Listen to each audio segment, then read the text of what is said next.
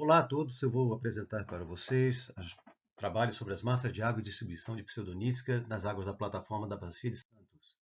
A Bacia de Santos é uma área pesqueira muito produtiva das águas brasileiras, intensamente ocupada por fazendas de mariscos nas águas costeiras e, além disso, sofre uma intensa exploração de petróleo submarino, aqui uma área de cultivo próximo de Santa Catarina.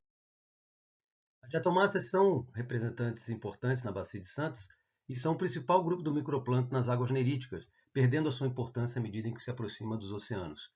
A pseudonítica também atinge abundâncias muito elevadas nessas regiões e tem um particular interesse devido à produção da toxina orgânica conhecida como ácido domoico, que é uma neurotoxina podendo produzir efeitos neurológicos e respiratórios. Hoje, nós conhecemos aproximadamente 62 espécies descritas na literatura. Como se nota, a pseudonítica é um grupo cosmopolita e eu chamo a atenção apenas do primeiro caso aí de concentrações de ácido doimóico acima dos limites permitidos no estado de Santa Catarina, ocorrendo em 2009. No Brasil, nós temos aproximadamente 14 espécies, com uma concentração particular nas regiões sudeste e sul do país, também abrangendo aí a Bacia de Santos. Nossos objetivos foram investigar a diversidade de pseudonítica, mapeando sua distribuição de espécies, e compreender a relação entre a distribuição e biomassa das espécies de pseudonítica e a oceanografia regional na Bacia de Santos.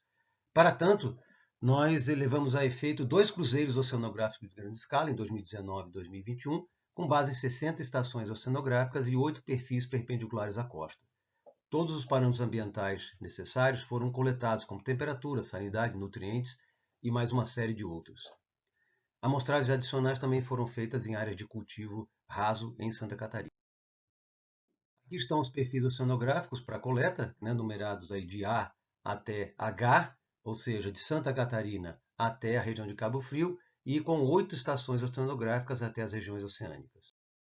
Nós usamos vários equipamentos, entre eles redes de plâncton compridas e em duplicata para evitar o rompimento, e uma rosete de Niskin para coleta de água para contagem, a qual estava acoplada sondas de multiparâmetro, por exemplo, clorofila, para que nós pudéssemos detectar os picos de clorofila e pudéssemos também coletar nessas áreas para verificar a ocorrência de pseudonimos. A contagem seguiu as técnicas tradicionais, como por exemplo a de Ultermol, que utiliza câmara de sedimentação, e para identificação utilizamos microscopia eletrônica de varredura e transmissão, e quando havia poucas espécies na amostra, nós lançamos a mão de filtragem.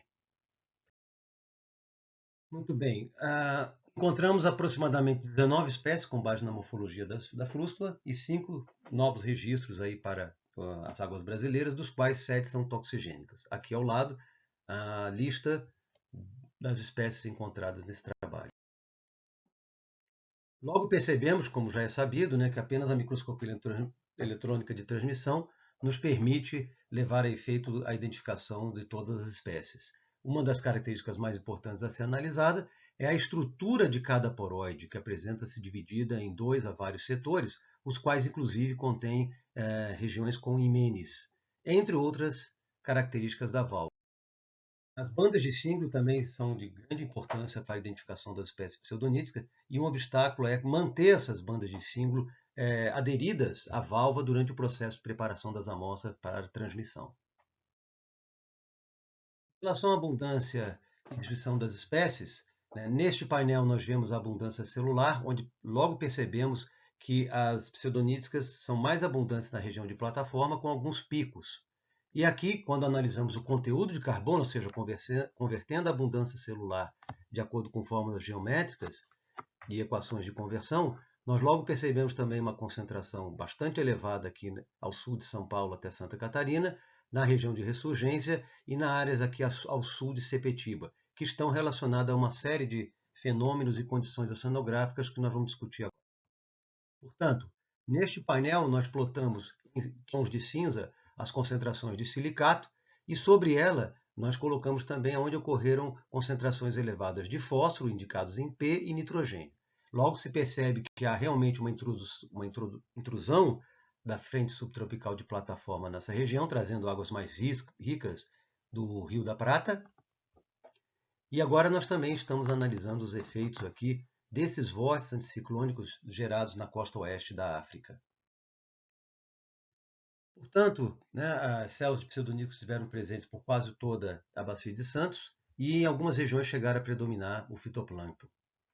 Foi observada, obviamente, né, uma relação positiva entre a presença da frente subtropical e das ressurgências de Cabo Frio, né, que tem maiores concentrações de nutrientes, com o aumento de pseudonítica. Gostaríamos de ressaltar que os resultados mostram claramente, né, como uma análise integrada de taxonomia e ecologia melhoram muito a resolução dos dados e contribuem mais para a proposição de monitoramentos de espécies tóxicas e para os estudos de ecologia de pseudonítica na Bacia de Santos. Próximos passos, um deles, o mais importante, será realizar uma análise multivariada de modo a confirmar os padrões que nós observamos e já discutimos anteriormente. Eu agradeço muito a oportunidade de participar desse primeiro encontro, desejo sucesso para os posteriores e agradeço também a nossa equipe de laboratório da Federal do Paraná. Muito obrigado.